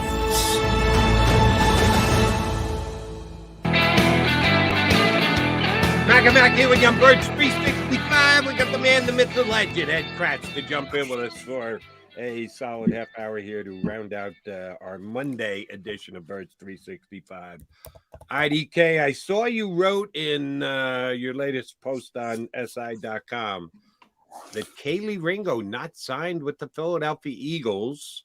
Over the last several years, the second round picks have become the ones that have most often been the largest group of not signing because they try to get language in there. The first round picks, and they're all slotted in and don't seem to be near as hard to sign as they used to be. You have camp holdouts, guys not show up and whatever. First round, not nearly as big a deal as it used to be. And the second round, it's become the debatable. Kaylee Ringo was a fourth round pick. Why haven't the Eagles gotten him done yet? Yeah, listen, I don't think it's time to panic or anything, right? I mean, he's only one of two. I just think it's curious that, the Eagles typically do a good job of getting their rookies signed pretty quickly. In fact, we saw them do it with Jalen Carter and Tanner McKee and Moro Ojomo. They were signed before the first snap of rookie minicamp back in early May. They got 6 of their 7 signed, but Ringo's still out there unsigned, and we're down less than a month now before camp, and he's only one of 2 fourth-round picks that haven't signed. Blake Freeland, the offensive tackle that the Indianapolis Colts took right after Ringo, he remains unsigned, but why he's not signed. Ringo hasn't signed. No, and Ringo hasn't signed. So there's 2 fourth-rounders have not signed. I just think it's curious that, he's still out there. I don't know what the holdup could be, but again, there's still what, 29 days or 30 days before camp begins. I think it's more concerning that you mentioned the first round picks. Bryce Young's not signed. CJ Stroud's not signed. Anthony Richardson's not signed. I mean, these are franchise quarterbacks that are still unsigned. So, that's something to watch as well. I just think Ringo will get signed and he'll be in here. It's just curious, and we'll probably get to the bottom of it once camp begins, is what took a little longer than might have been expected. Yeah, the wiggle room, where there is wiggle room, it's always quarterbacks in the first round. Second round, there's usually top of the second. If you remember, Landon Dickerson signed 2 days before camp as a rookie, something like that. I'd have to look it up exactly. Yeah. And then top of the fourth round, which is where Kaylee is. There's a little bit of wiggle room. It usually has to do with offset language, which is, I always say, it's the equivalent of an old married couple arguing just to argue, because it doesn't matter. It never comes into play. But they argue for the sake of arguing. It wouldn't surprise me now, because everybody's on vacation, if he doesn't sign till right before camp. But he will sign. Yeah. I would not worry about it. He will sign, and he'll be in for the start of training camp. Those are the spots, though. Quarterbacks, as you mentioned at the top of the draft, they're always early second round, early fourth round. It's a little bit more wiggle room, but I mean, it'll get done. I wouldn't worry. It's not the old days where legitimate holdouts happen all the time. And those first round picks, those quarterbacks, they have some more issues, because quarterbacks obviously hold a lot of power as opposed to other positions. Now, we were talking about our top 25 list as we're going through it now, Ed Kratz. Number 21, and I always have a problem with this because kickers aren't real football players, but man, Jake Elliott's good. How do you weigh that when you're going down it? Because if you're just going by, hey, who's the best at their particular position on this team, Jake probably belongs even higher than that, to be honest. Yeah, well, we already know, like, he's the best ping pong player and the best golfer. I mean, the guy's just an athlete, so many different things. But I weigh it as he's a very important piece to the Eagles, winning and losing. He called on to make some big kicks during the course of the season, and, he delivers. More often than not, Jake Elliott delivers. So I don't have a problem putting him, in my top 25. Don't think I'd ever put him in the top 20, but I think the 20 to 25 range is just fine for a kicker as good as Jake Elliott. And we talk a lot about the devaluing of positions in the National Football League. Running back certainly across the entire National Football League. Linebacker specifically at the Philadelphia Eagles. I think that the kickers devalued across the National Football League is a mistake. That the Eagles are in a good position because they've got one of the best kickers in the National Football League in Jake Elliott. I think it should be compensated significantly, because you're in a no-win situation. When you kick a 61-yard field, you're expected to make it. When you miss a 45-yard field goal, cut him, get him out. Send him on a rail out of town. It's not win-win. It's borderline lose-lose, or lose. Nobody cares when you make the field goal. Yeah. I think it's completely unfair. I wonder if we were doing a Baltimore list, how high would Tucker go? That I'd have to look at the team, but man, they're a good team. But he'd be pretty stinking high if it were me. Should be. Yeah, it's a good point. I mean, when a drive stalls out, on the other side of the 50, it's great to have a weapon that you can bring in, like Tucker and, even Elliott. But listen, a kicker needs to make all of his PATs too, right? I mean, I think Elliott was perfect on those last year or 2 years ago. I mean, I think he was 50. He made 51 out of 53 last year. The 51 was a franchise record, so he did miss a couple, I believe. I have to double check. But he's really good. He's really good. Did he really miss some more bad snaps and/or blocks? Yeah, well, that's another thing. You have to look at. Sometimes, it's a battery thing, and Rick Lovato is a big part of it. Aaron Cepas is a big part of it. They talk about his holding now. when you talk about a punter's holding first, it's similar to talk about a receiver's blocking. It's all right, great. But you got to be a better punter. Aaron Cepas just is not going to make the top 25 list, by the way. And neither is a long snapper. Let's face it. Rick does a good job, but that's what you're supposed to do. I mean, if you're not doing it, you're not going to be employed very long. But long snappers to me are players that will never make my top 25. I would say. Yeah, that's a good point because Rick's been a Pro Bowl player, and it's difficult if you're just saying everything comes down to definition. So it's a balancing act. Is Rick one of the top 25 players doing his job the best? Probably, but I can't put him on the list. You know what else I can't do is name another long snapper in the league. Can anybody? I mean, who can? I don't know. I only know Andrew DePaulo. I only know Andrew DePaulo because he's from Rutgers and he made the Pro Bowl. And Rick told me he was the best long snapper. That's the only reason I can name him. And that's the only reason. We have John. Just an aside.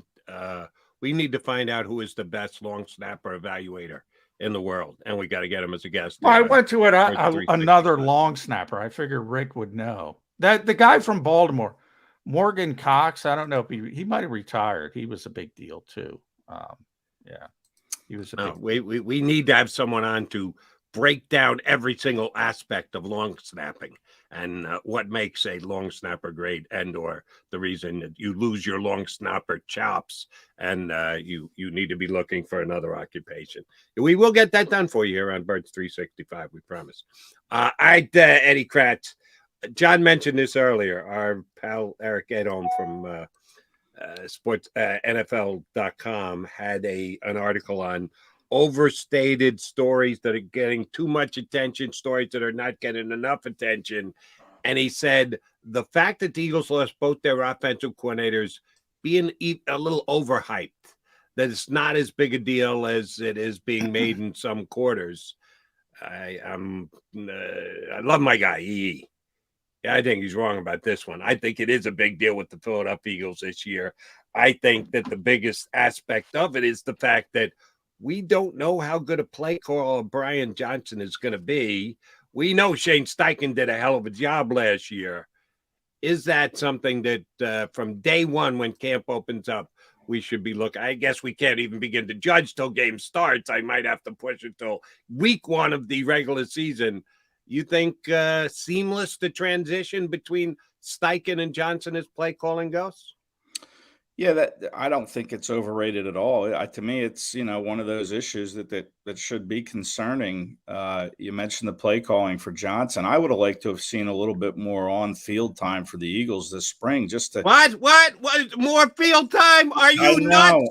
John almost tore my head off hour number 1. Not changing with the Philadelphia Eagles. What do you mean allow more fans into practice? Not this team, the most secretive team in the National Football. CIA's got nothing on the Philadelphia Eagles. What are you kidding? You think they're going to do more? Of course they're going to do less. Well, my thinking would be that you have a new play caller in Brian Johnson, and he's talked about the feel that Shane Steichen had for doing that job, and now he has to kind of come up with a feel for how the team operates and how it's performing. And I think more on-field time, getting to know the team and getting to see them execute would help him develop more of a feel going into training camp as far as how he's going to call plays. I mean, it certainly wouldn't hurt. I'm not talking about, adding, all this time on the field, but I would have liked to have seen a few more OTAs. They only had 6 of them, I think. So, I think you're allowed 9. I would have liked to have seen 9. I'd like to have seen a rookie mini 10. Why not? Why not add a couple more just to help for Brian Johnson, just to get to know this team? I know he's been around for 2 years, but he's been a quarterback coach. I know he's been in some of the different meetings, but still, you want to develop a feel like Shane Steichen had for what you have available, and I certainly think it would have helped him. Eddie, were you not on that email chain? Practice activities equals injuries. No, no, no, no, no, no, no, no, no, no, no. No matter how much sense it makes, no matter how much time to no, no, no, no, no, no, no. We're not putting any of our players at risk. Are you kidding me? That's the Philadelphia Eagle way, and they went to the Super Bowl last year. So I know. keep ixnay on the practice, Eddie. But You listen, better not go down that road. Your know. time at practice will be cut even more so than it already is. Yeah, I just think with new coaching, new coaches in place at different spots, the coordinators, of course, being the two biggest, but you have a couple, different coaches on defense. I mean, DJ Elliott, he has never coached in the NFL, right? He's a college guy, Yeah. He's been with this team for just a couple weeks now. Certainly couldn't hurt. Last year, yeah, you can't argue with success. They stayed relatively healthy. Because of the practice schedule or non-practice schedule, or however you want to look at it, but they stayed relatively healthy. But they also had the same coaches in place from year one of Nick Sirianni to year two. Now you have kind of tweaked the staff, and you can only learn so much from studying your guys on tape. You want to go out there and see them, what they can do in action on the field. And I know you're opening yourself up to injuries. We've seen guys get hurt. I think the Jets lost Chuck Clark, right? With a torn ACL during OTA. So, yeah, you are opening yourself up to perhaps more injury, but, you have to balance it. And if you're allowed 10 and you're only doing 6 OTAs, maybe you could somehow come to the middle and do 8, and just risk an extra 2 in hopes of getting your coaches a little bit more, acclimated with your personnel. A wise man once told me, show me a good coach, I'll show you good players. Actually, Nick said that, but he's not the first to say it. That's why I'm not as concerned, and I love Shane Steichen, Ed Kratz. I'm going to miss, not getting 17 F-bombs in 20 seconds. I love that guy to death. I think he's a great play caller, great feel for it. But, man, the Eagles are so good offensively. They lost Isaac Seumalo, but they got Cam Jurgens. They lost Miles Sanders, but they got a bunch of guys that could arguably even improve the position. Defensively, they not only lost the coordinator, as you brought in, if you were doing a defensive depth chart on the coaching staff, they lost 1, 2, and 3. They not only lost Gannon, they lost Denard Wilson because they didn't give him the job. And they lost Nick Rollis, who they interviewed to be a coordinator, left with Gannon. Those were the top 3 defensive coaches. They're all gone.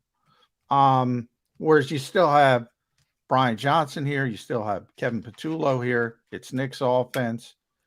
And on top of that, you lost 5 defensive starters.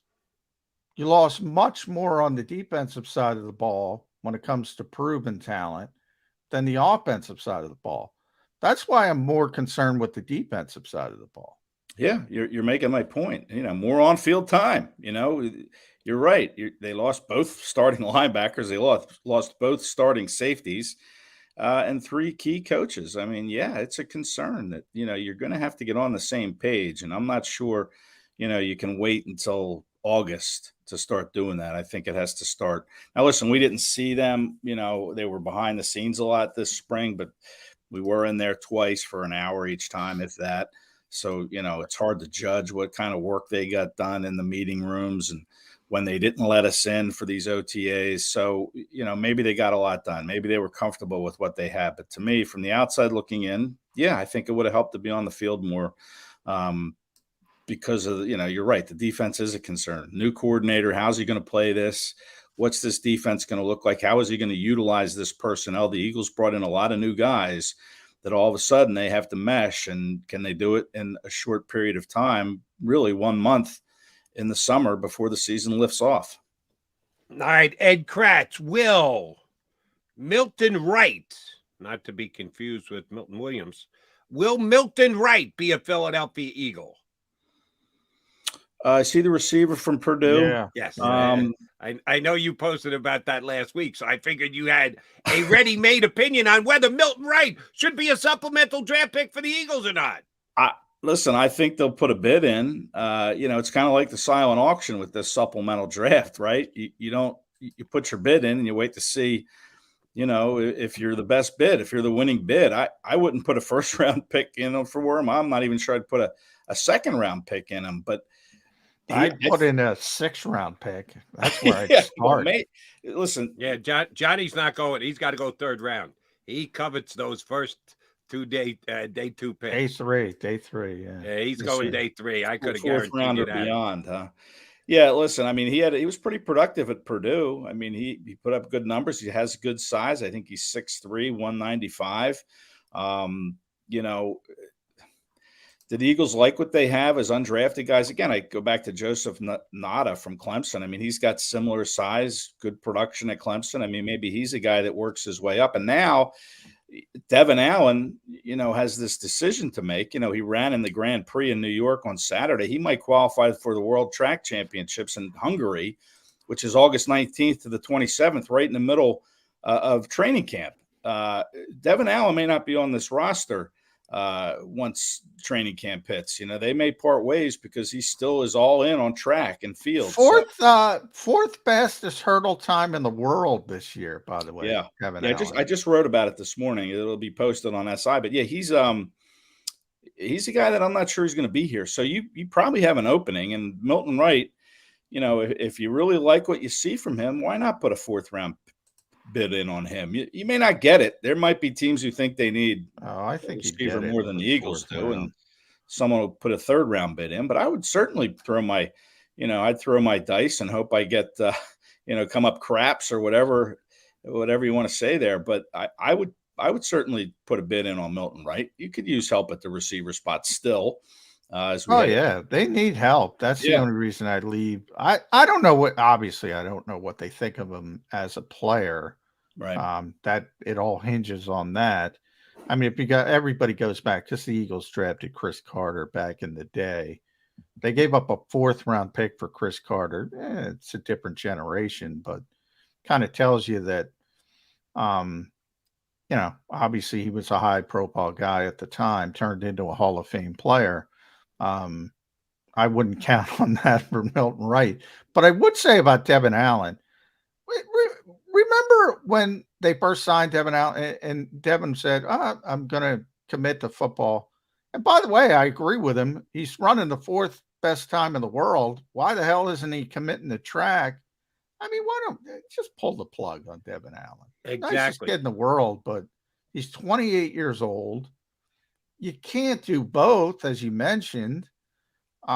He's got to fight to make this team. He's got to go to the World Championships. There's so many different track meets, but yeah. I mean, what are they doing with Devin Allen? Well, they're giving him an opportunity. They like his traits, I guess. Why wouldn't you? He can run. He can catch the football. If you're not going to use him in the kick return game or the punt return game, I guess there is no such thing as a kickoff return game anymore. Right. But you know, if you're not going to use him, I'm surprised they didn't try him as a punt returner, given his speed and his ability to go from 0 to 60 in about 2 seconds. I'm surprised, but you're right. I think Devin Allen is probably going to go, if he makes the team, and he has to go top 3, I think, at some event after the 4th of July, which I think he'll do a top 3 finish, and he'll be on this World Athletic Championship team that goes to Hungary. And then he has to decide, hey, am I going to spend the rest of the summer training to do well at this event, or am I going to try to make the 53-man roster? And you're right. If you're Devin Allen, you got to go with the track, right? That's what you're. I would. So I mean, he's great. He's one of the best in the world. Here he's a long shot. Yeah. And as it plays back to Milton Wright, now you have an opening on your 90-man roster. Do you want to bring in another receiver? Can you perhaps get in the Milton Wright? I think it's certainly something that bears watching, and I think the supplemental draft is July 11th, I believe. 11th, I believe. Yeah, that's scheduled. So, we'll see where Milton Wright lands, but he's certainly a productive receiver from Purdue with size that could interest the Eagles. And oh, by the way, the Eagles should do it today. They should release Devin Allen. Because what kind of percentage are we talking about him actually making the team and contributing and making it? It's so minuscule. take the pressure off the young man. Just tell him you're cut. Don't make him decide whether he's going to go to track or come back to cut him now. Do you really believe another team's going to swoop in and sign him? He's been here. The only contact he has with the National Football League is Eagles. So if and when he decides after he finishes up with a track, no, this time I really mean it. This time I'm going to concentrate on football. He's going to come back to the Eagles anyway because they did him a solid by taking the hit and releasing him and saying, this is our decision that we're moving on from Devin Allen. You'd always mend that fence. So do the right thing. Go ahead and release the kid. Don't drag it on anymore. Don't make Ed Kratz have to continue to ask, what are you going to do with Devin Allen? Just release him. Let him go on. The thing that I think he would have a legitimate chance to make this team as the 5th receiver. The Eagles are not deep at receiver. They're top heavy. They're great at the top, but they're very top heavy. 3 is Quez Watkins. 4, Olamide Zacchaeus. 5 is Britton Covey, who Ed knows is nicest kid in the world, but there's some limitations there. And then you start talking about the Greg Wards of the world and the Tyree Clevelands and the Joseph Nadas and the Jaden Hazelwoods. I mean, I think people don't know Devin Allen. He's not like Ronaldo Nehemiah, who just said, hey, I can run fast. He was a good receiver at Oregon playing football. He knows how to catch the football. He is a football player. Now, he took a lot of time off, but he knows how to play football. And there's an opportunity, which is why I kind of scratch my head and say, all right, I get it. If he stays with track, he's better at track. But this going back and forth, he's got a legit shot if he would commit to football, but it doesn't look like he's going to commit to football. So, right. I mean, he's a 2-time Olympian, right? He ran in Rio de Janeiro. He ran in Tokyo. Now you got the Paris games coming up next summer. I mean, let's go all in there. Let's try to win try and get on the podium there if you're Devin Allen. That's what I'd be thinking. But listen, you talk about him being a good receiver. We saw him last year in preseason, right? Didn't he make that touchdown, 55-yard touchdown catch from I forget who the quarterback was that threw it. But he flashed, and that's what kind of put him on the Eagles' radar and said, hey, this guy might be able to help us. Let's keep him on the practice squad. And that's what they did. And I don't know how much better he got from that year on the practice squad. I would assume that he did well enough to keep that job. So it's not, I don't think it's as simple as the Eagles saying, all right, let's cut him. I think you want to keep him probably until he's actually made that World Athletic Championship team to go to Hungary. And we'll know in the middle of July or early July. I think the event that he can qualify in is July 6th to the 9th out at the University of Oregon. So we'll know, by then whether he makes the team. And then if he does, then maybe you say, hey, listen, Devin, we love you. Go do your thing. If you want to come back and give it another shot, we'll be here for you. That would be the right thing to do. We'll see if the Eagles do that. We shall see. I'd go ahead and do it right now, but that's me because I'm not a very nice guy. But Ed Kratz is. That's why we have him on every single week, or almost every single week. Eddie, looking forward to yours and John's rest of your top 25 list. Thanks for giving us a little content on the show during the slow summer months, both when you hop on and with your list. What do you got planned for the rest of the week? Anything special? Well, going to the beach? I'm probably going to try to get down to that Jason Kelsey event on Wednesday at Sea Isle City. I don't think the weather's going to be the best, but I think I might try to get down there. It was a really fun time. I went down for his first one 2 years ago. I think him and Travis are going to be doing their New Heights podcast from there at the OD in Sea Isle City. Great cause that they're raising money for, guest bartender. It's a really fun time. And if you can get down there, I would certainly recommend it. So I think I'm going to try to get down there, maybe take the family down, spend the day on the beach if it's nice, and then, filter up to the OD there, the Ocean Drive in Sea Isle, and watch it all play out. So that's probably on the radar. But my understanding, Jody, is you're going to be our tiebreaker vote in the top 25. Well, John and I, we submitted our rankings. We had a couple ties. We had a couple dead heats. So we had to bring in a tiebreaker. So I went Jody did his own list. So I said, well, let's use Jody's. which means I'm going to agree with 20 and disagree with the other, whoever had them ranked higher. So I'll apologize in advance for ticking off whichever one of you guys. my vote doesn't line up with. And no truth to the rumor that Ed Kratz is going hunting with Carson Wentz this week. No. At least if he's going to do it, he'll be smart enough not to put it on social media, unlike Carson Wentz, dope. He's hunting for a beer with Jason Kelsey. That's much better. Happier hunting. Much happier hunting for Ed Kratz. Yeah. Eddie, thanks, brother. We'll get you up again soon. Thanks, Ed. SI.com/NFL/Eagles. You can see our top 25 every day and some Devin Allen stuff Ed wrote this morning. And what do we got? Number 19 today, which means number 18 for John and Ed tomorrow. All right, Johnny Mac coming back. We need to put a bow on this show.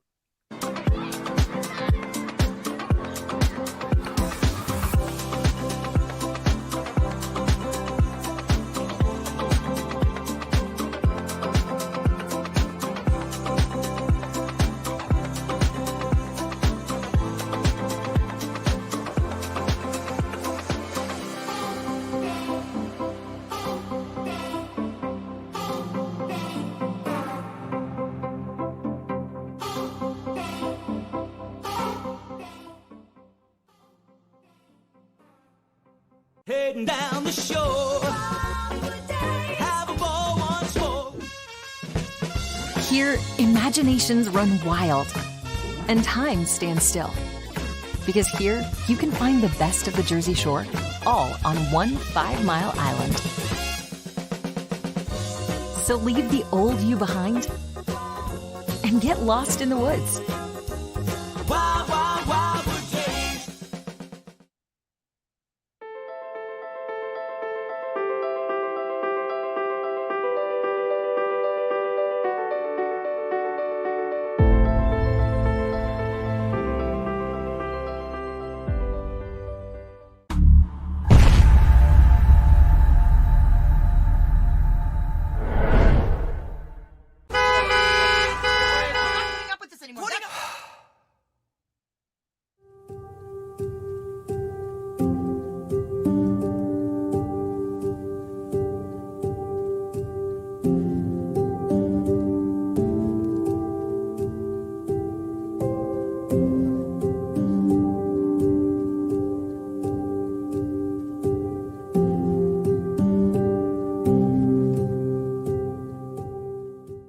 Score and save at Southeastern PA and Delaware with Colony Pools this football season, and let the experts close your pool with a custom Merlin safety cover in green for the birds. And if you join our Winter Watch team, we'll give you another 20% off, and Colony Pools will handle it all. Keep your tiles on your pool, not in your pool.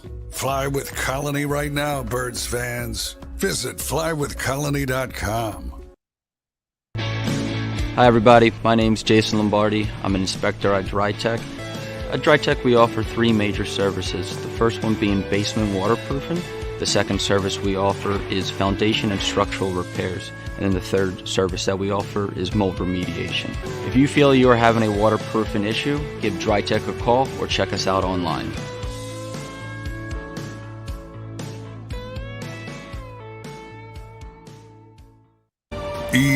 EAGLES, Eagles.